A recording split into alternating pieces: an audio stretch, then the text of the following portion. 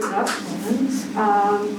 So as Josh said, I got the amazing opportunity through the school to curate these two lovely, amazing people here. Initially came up with the idea with another art space co-worker named Kelsey. Just looking at how through the institution lens, there's been like a series of lack of diversity in terms of things we're taught through inspiration for projects, and also just like lack of shows being curated by people of color, and also just lack of shows with people of color in the school and around the school that aren't directly based off of diaspora work. So that was mainly what I focused on, and I know like the three of us specifically in our own photography practices and general arts practices, we don't necessarily love the like neoliberal term of the diaspora and focusing on like BIPOC ideologies that like white supremacy expects us to look at in our artwork. So I thought it was really important to show those things and work with them, because I feel like they're very strong representations of amazingly talented Black artists who are doing whatever the hell they want, and I respect it so much. Do you want to speak to that as well, Drew? I think that Christina put it really, really well there. I think for us it was nice to be given the opportunity to not think so much about the end result of the individual images we were making on this project. It really felt like the residency in the summer and then the subsequent show and brainstorming and building that behind the scenes was a lot more about the process of working through a project and ideas and just things that and looking for answers to questions that we ourselves still hadn't had answers for. And that's what's been really special about the freedom that we're trying to allow ourselves in order to make work and these self-portraits, is that for us right now, it does feel a lot like we're just photographing moments of our lives as we're living through them, as ways to try and understand what is going on. And that's sort of the prompt that we were running with during the brainstorming, is at least, maybe it's all right that we don't necessarily have a concrete end point per se just yet, at least when we were starting off, but we found a direction, and it was nice to feel like the direction was the sole sort of train that was carrying the work for the first little while, which allowed us to kind of get into a headspace and get into a mode of creating a lot of the work that you see today. For me, my individuality comes before anything else, and like the notion that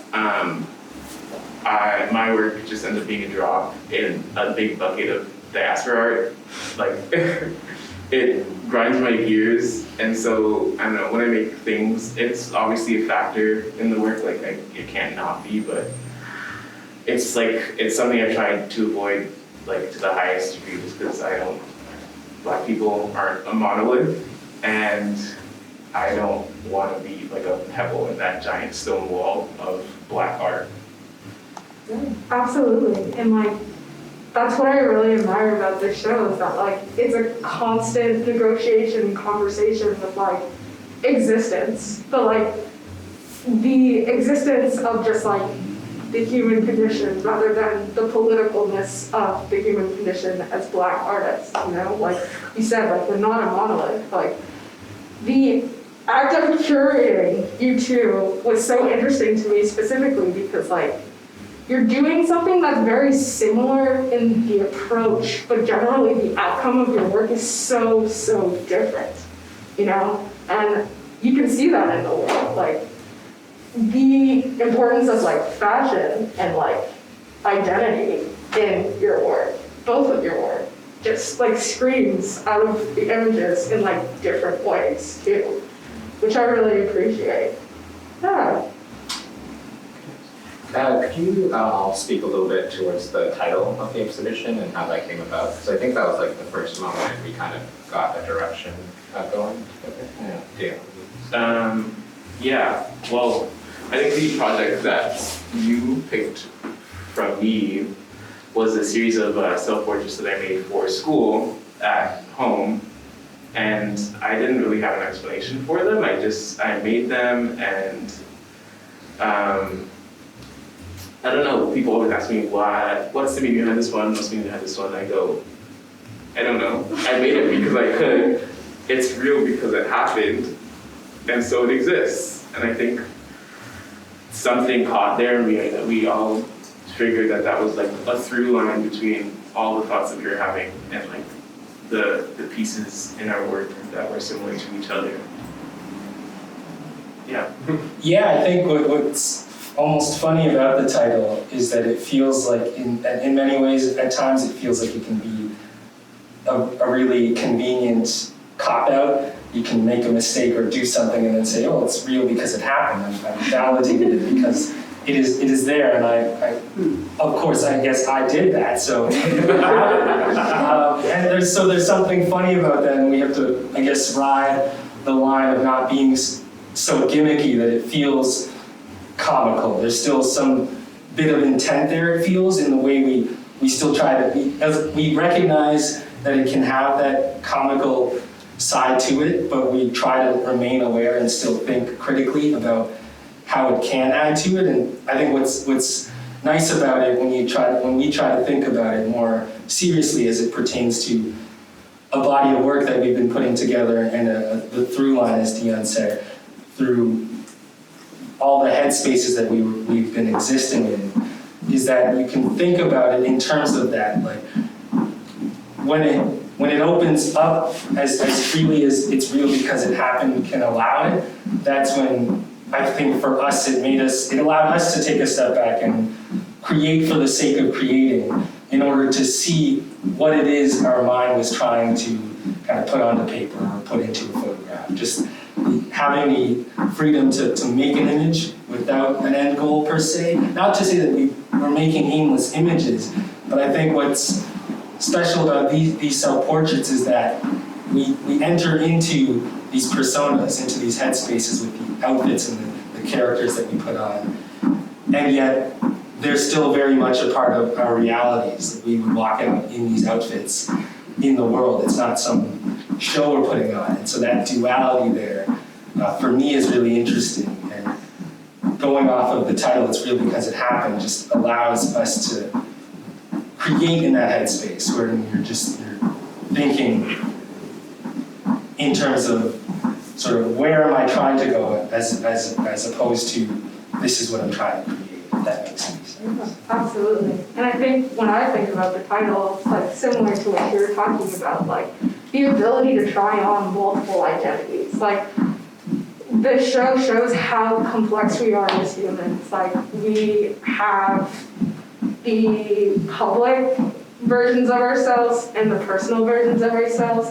And I feel like you're both completely erasing that notion, you know? Like, you're showing what it's like to be yourselves in a very public realm, like an institution, a gallery, and showing who you are on a real, like a very, very real day-to-day basis. Like, I can speak to the fact that, like, knowing both of you for a decent amount of time, that, like, this is who you are with me, and it feels so special that you're sharing that, these identities with a broader public. And I think that's how I interpret the title as well.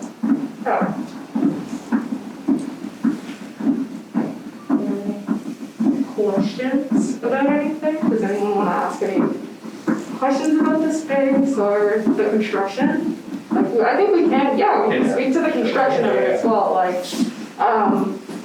so initially, Juro thought about constructing a structure that could be used to photograph themselves in. So a lot of the images in the space, the structure that's behind you is actually used to, like, as backdrops for a lot of these images. But also we wanted to have like a fixed thing that represents the images, but also being in the space. I know initially your initial inspiration for our projection video that isn't on right now, but the building of the structure was heavily inspired by Frank Ocean's Endless.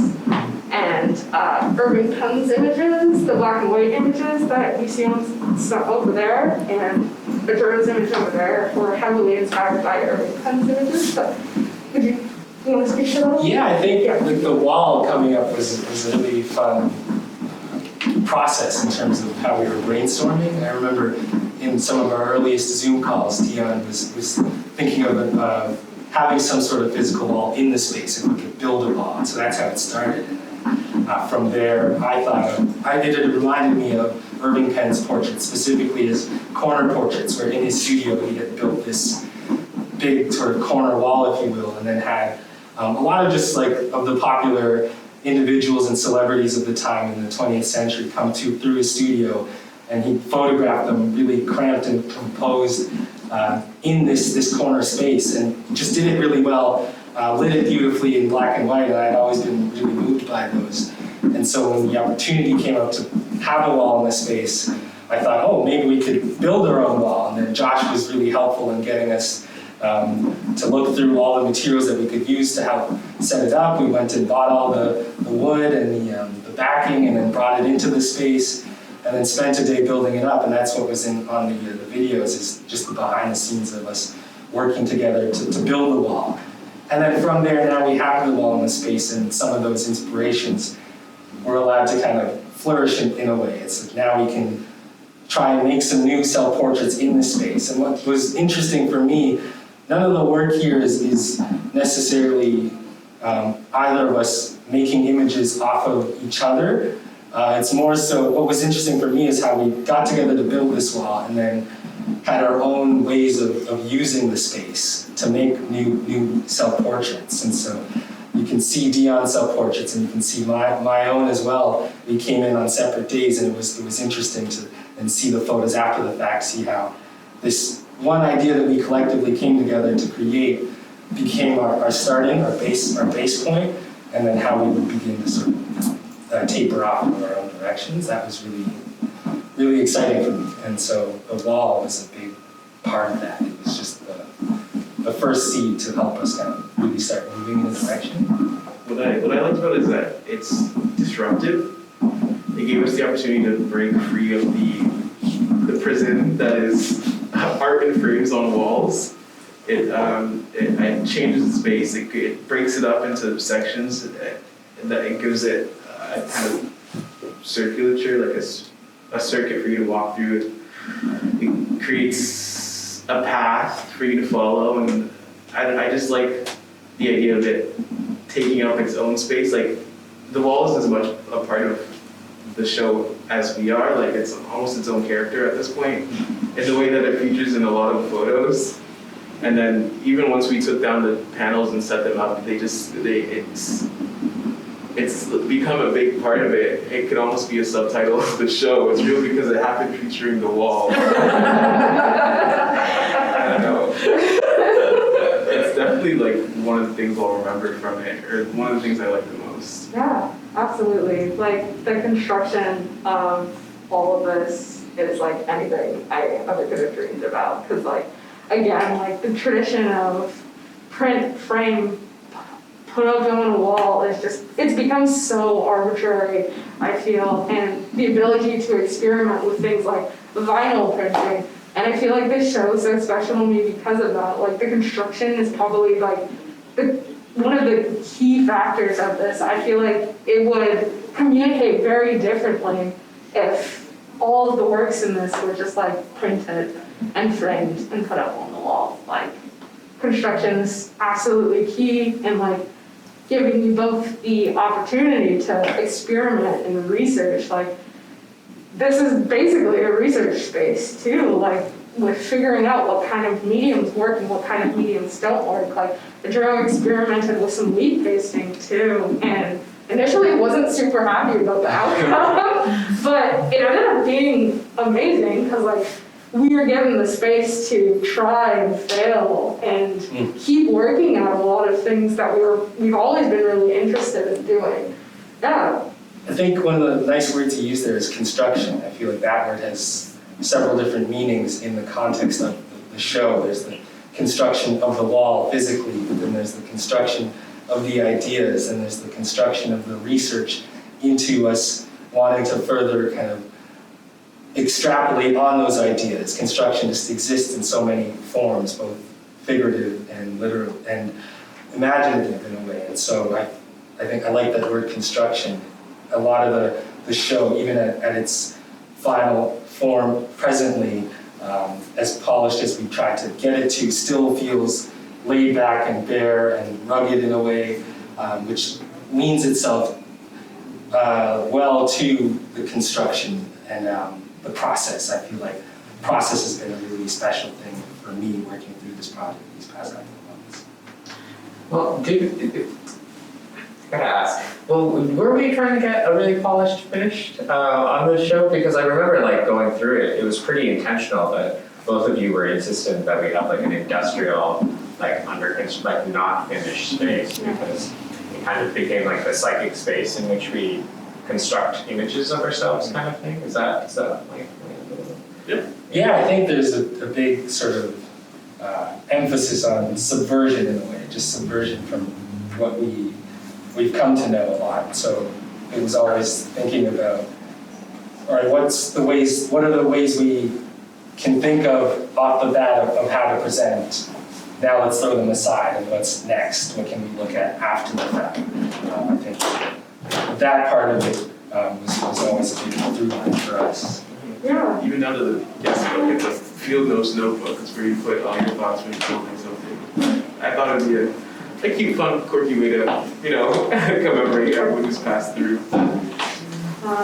Yeah, to add to that too, like in terms of duration, like I love that it's an ongoing conversation between the artist and an ongoing conversation with the audience. Like personally for me, I think the importance of accessibility in art spaces, traditionally like institutional, colonial spaces, there's the idea that like once art is in a space, it needs to be finished, that needs to be the period, that needs to be the end of. And there needs to be a dismantling of that because like as artists and as people, like conversations are never finished. They're ongoing. We're constantly looking at our past work, trying to figure out how we can go to the next step with those things. And I feel like this exhibition is like a perfect example of that. Like we, as artists, just like need to dismantle the idea that once you come up with an idea and it's realized, it's finished, because that's not at all true. Art isn't spoken, it's speaking. It's we threw up the print on the wall closest to the door literally like a day or two ago. We're adding things and we're taking them away and we're trying to figure out what works for us and what we like best and how we want it to feel to other people. I think that's important. Like that kind of reminds me of Tangled's show from a little while ago under removal. Tangled Art and Disability upstairs. Like the idea that like for a lot of disabled artists, like there isn't the space and the ability to be able to go into art spaces and install everything in a couple of hours. So adding things as time progresses to the ability of the body is really important to me as well. And I think, again, it comes back to like decolonizing the institutional gallery space, that like nothing ever needs to be finished. Because like who gains from that? Like we're ever-changing human beings, like we're constantly having conversations, like you said, like art is speaking. It's like exactly, like we're constantly having conversations. I think that's important. With some tangent. I think what's really important to note about that is how Dion and myself felt really thankful for the opportunity that the art space, Josh and Christina have given us. They've allowed us that freedom to not work with such finite kind of endpoints, if you will.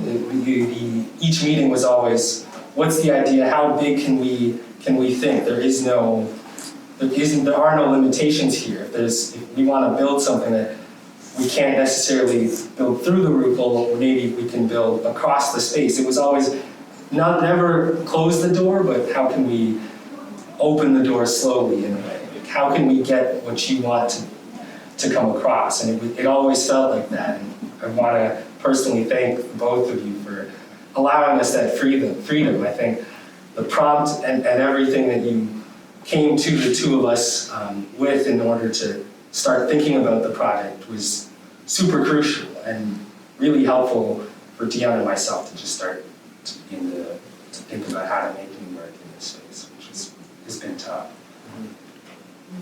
Financial limitations are definitely like a huge part of being an artist, and like imagine being able to make whatever the hell you wanted because there wasn't a cap on how much you were allowed to spend. Like we do really value like making sure that like when we commission artists to work in the space that they can dream as big as they can, and we tried our best to do that here. Like Dion made gum pants. Like we made a structure. Like we came up with the boldest ideas we could honestly think of, and like really sat with like how can you make that happen? Because I think that's important. Like artists, curators should not be limited with their ideas by like being like, well, we only have a budget of $500. I guess we can only do this and pare it back. Because like it takes away from the creativity. It takes away from an exhibition being like interesting and engaging in a lot of ways because of financial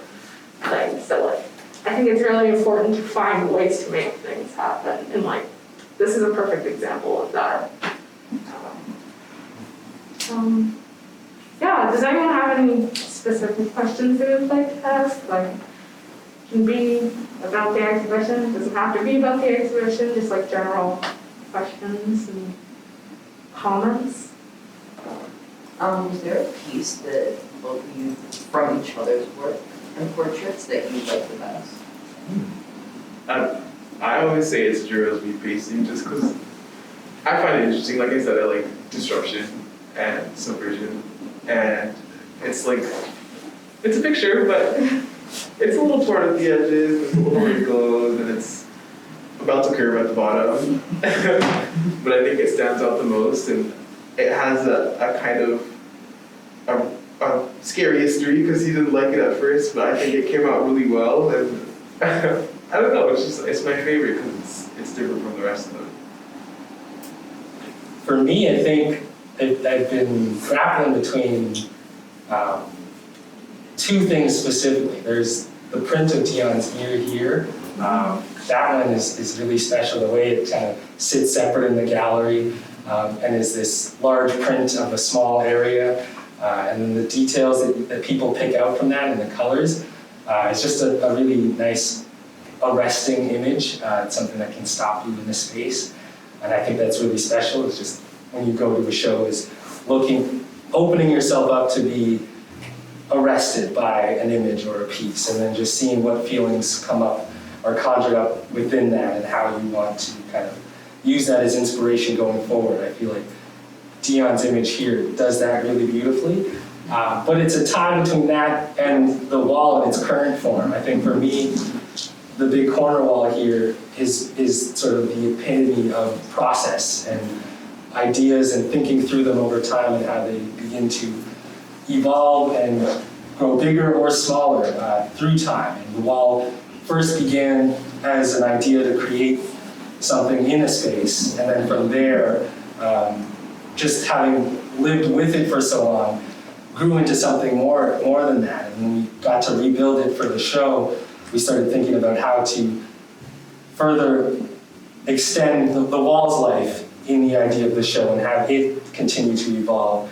So we thought of taking the panels off and putting them in the space and then activating them with more prints to have it extend that way, but then also Dion bringing the pants in, hanging them up, and then having the smaller images of details around the space and on the wall as well, gives it another level of like a new life, if you will. And then finally just it sitting like that with the prints hanging all together makes the wall that was at first this extremely utilitarian piece into its own sculpture that sort of exists as a piece in the space. And so that is like an evolution of the process and just encapsulates what it meant to sort of work through this project as a whole for me. And so it's a tie between those two.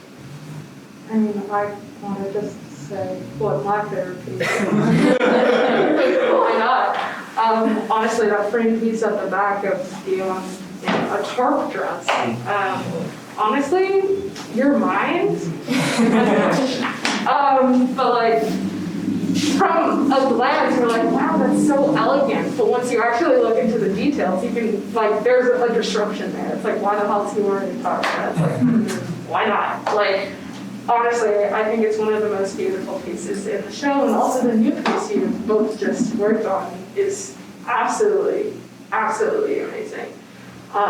Just like working with figure and movement too, like movement is a huge thing in the images too, and the figure is a huge thing in the images. That just excites me in a lot of ways. Yeah. Anyone else have a question? Don't be shy. I have one from one of our viewers on YouTube, from Bryce. It's for Juero. It says, your self-portraiture has been highly performative. Given the title of the exhibition, It's Real Because It Happened, what role does performance play in your work in accessing or representing reality? That's a great question. Thank you, Bryce. I don't know, for me, it's an interesting question. I think one of the pieces of feedback that we've been getting as the show's been on through the month has been this recurring theme of almost giving us kudos for some level of bravery that we appear to show in presenting ourselves to the world with these images.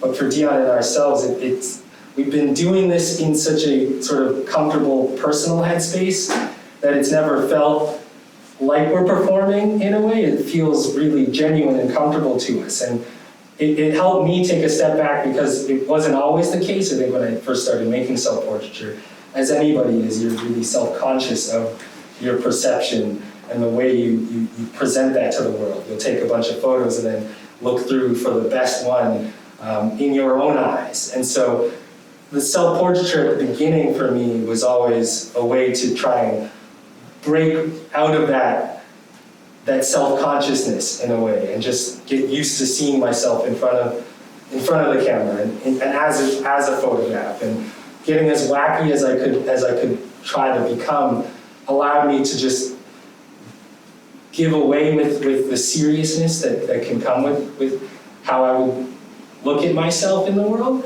And over time, I had fun looking at how crazily I can make a self-portrait or make myself seem in a space. For me, my notebook is just making these self-portraits, putting myself in a space, making that image, and then seeing the image after the fact and dealing with the emotions that come out of that, good and bad, or what I'm liking, what I'm not liking, and just the continual dialogue that I have with myself in the images comes from the way that I have to keep making these images. It's just the mode of operation helps me get my mind through the process in a way. And so, yeah, it no longer feels like a performance, but I guess in that way, every day is a performance for me. That's a good point. That's an absolute and just thinking about everything you just said, that made me think of the flip books you both worked on, the back and forth you did. Do you want to talk about that as well? Yeah, there was a time in the middle of the night, it was like maybe 7 or 8 p.m. And we both just spent like the whole day taking pictures in front of the wall. And each of us had a roll left in our 35mm cameras. And we met through this experience. And up until that point, we hadn't really had time to talk or figure each other out. And so we thought, hey, do you mind wasting a roll on me? And I'd always loved the idea of playing Nerf, like camera Nerf, just going back and forth and seeing how many times we can take. So we did 3 each, back and forth, until we finished the roll. And we put all the images together into one book for each of us. So my pictures of him and his pictures of me. It's interesting because, at least visually, because my pictures are in color and his are in black and white. And we each have very different perspectives when it comes to portraiture, and it's also interesting to see how we view each other but at the same time, we're taking the pictures in the same space at the same time. And yet we still ended up with 70-something images, completely different images of each other. I think what was really fun about this for me is, again, when I think about this show, process is something that comes to mind a lot every time because of how many different ways it existed in the project. Dion and I, and Christina as well, the three of us all being in the same program just a few years apart, and yet never really running into each other at school. It was interesting, and what was funny is getting together for this project was the first time that the three of us had actually gotten together just in general.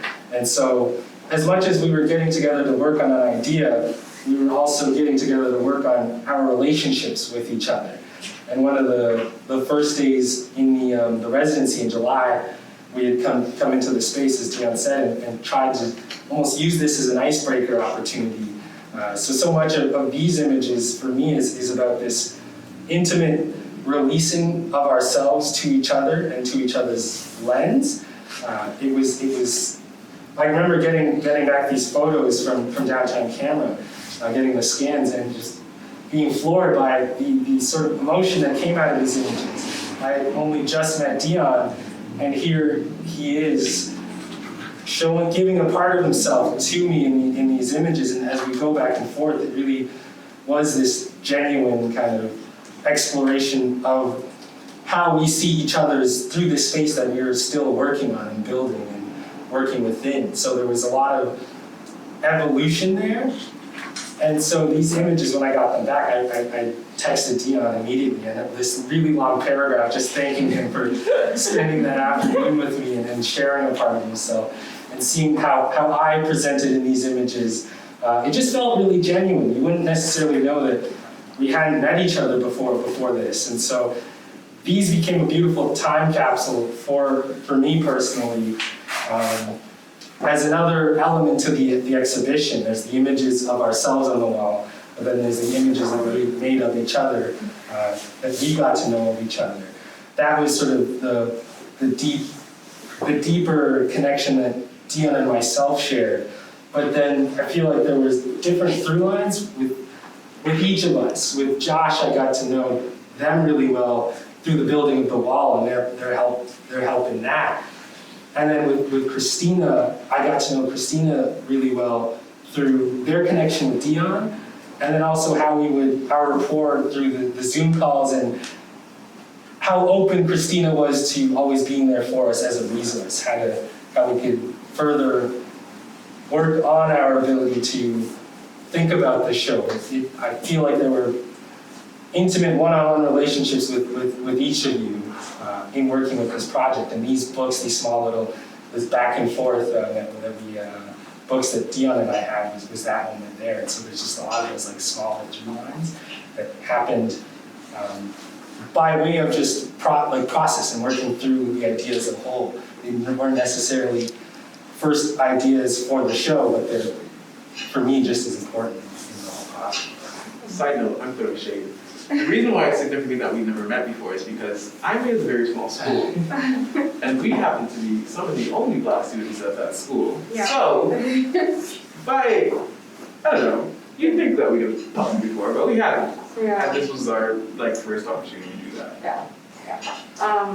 I would like to add to that too. Like, there is a huge lack of diversity at our school, and that's another reason why I thought this was important to do. Like, the show was my summer research project for a reason, because I was tired of us specifically in our year being the token Black students and having white old professors being like, oh yeah, of course, this is about the diaspora, right? This is about race, right? And I'm like, no, I literally have a skin condition. That's what it's about. Like, I just want to make work, you know? Like, I want to be afforded the ability to just make work that a lot of my peers get to do without having this forced narrative on my work. Like, obviously, there is, like, my identity is very apparent in all of my work because I do a lot of self-portraiture, and I know you can both speak to that. Like,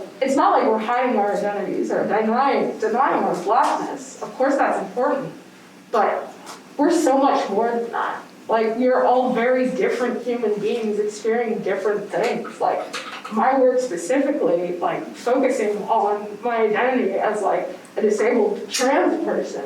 Like, there's so many layers behind just being a black body, and, like, I think that's important to talk about. I think what's really special there is your openness to share that as well, and that's what was so beautiful about, in addition to your curation, like your overall contribution to the headspace of this show. It really feels like it was inspiring and like, I don't know how to put this, but it had a lot of weight, you know, in the ways that we would continue to think about the work that we were making. And it really made it feel like Christina was just as much as an artist in this show as Dion and myself. I don't necessarily just look at them as a curator, but it's the three of our show as artists, you know, and it's just really filling that headspace. I know I keep using that term, but it's the perfect way for me to describe how this project has come together as a whole. Yeah, I think the show for me was like a very subtle way of throwing shade at the arts institution as a whole in a very professional manner. Like, we need to keep doing that as like artists of color. Like, it's important to dismantle these systems that have been used to oppress us, you know, that have been used to like singular us. Like, we are not a monolith. Like, we're complex beings. And I think that's important to express through our art. Yeah.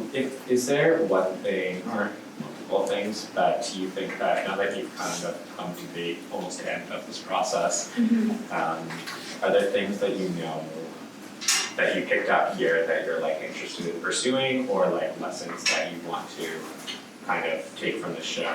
And it's okay if you're like, no, I'm finished here. Like, that's also very funny. That's really fun. But like, is there anything that you're like, oh, I tried this here and now I know, or whatever? Yeah.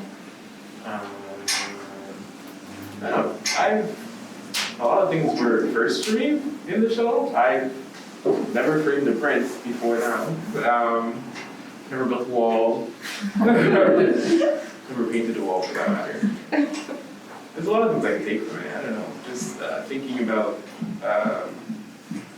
how coming up with a final product. Like, I mean, I do it a lot in school, but it never actually turns into anything. It's more of an idea, and this was the first time I got to put those ideas into action. And I don't know, just exercising all the things that come to learn at school. Yeah. For me, I like working with you two made me realize that like I want to do more work for my community in the arts. Like, I've been working at the gallery for like 3 years now, and like it's just been like doing background stuff and like editing websites and making promotional material. But like this show gave me the opportunity to like really realize that like curation by Black artists is absolutely necessary in the field I'm in, and like the importance of like peer-to-peer collaboration. Like, there's really like no like power dynamic here. There wasn't even a power dynamic really with Josh too. It felt so, well, there is technically, but like it felt nice to be working in a space where it felt like I could be myself and that I could express how I was feeling very openly and feel like I could say things and give ideas to you and feel listened to, which is like very hard to feel in an institutional setting, you know? Which is nice, and I think it's really important to have peer-to-peer collaboration because we get to know each other better. Like, this was a great like opportunity to get to know you better as well. Like,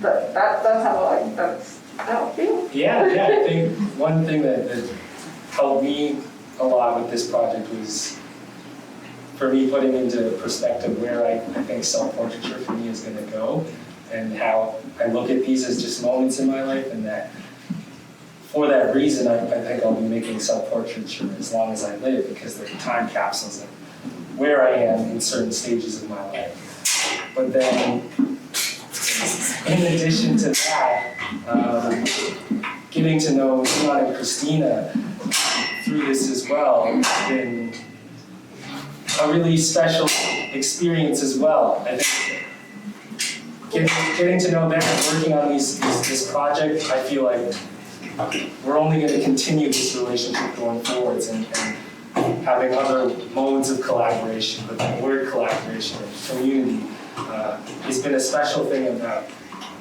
reaching this point and being able to share it with you, with everyone else, and getting all of your feedback. It's the fact that a show like this, a space like this that we've carved out now, can exist as a meeting ground for like-minded individuals to come together and have conversations. I think that's what excites me going forward, is I'm looking for more opportunities and events like this where a friend of mine that I know personally is doing something cool and they promoted it, and I want to go and support, and then they come and do the same thing, and naturally you build a really beautiful community that isn't waiting for some sort of institution or higher up being with or collective with power that you're looking for as validation can give to you. We can just create that ourselves in a way.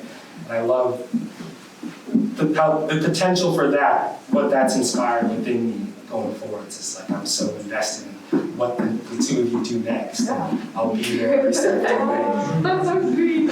No, I feel the exact same way. Like, this is a bonding moment for all of us, and I appreciate it, and it's something I will think about forever.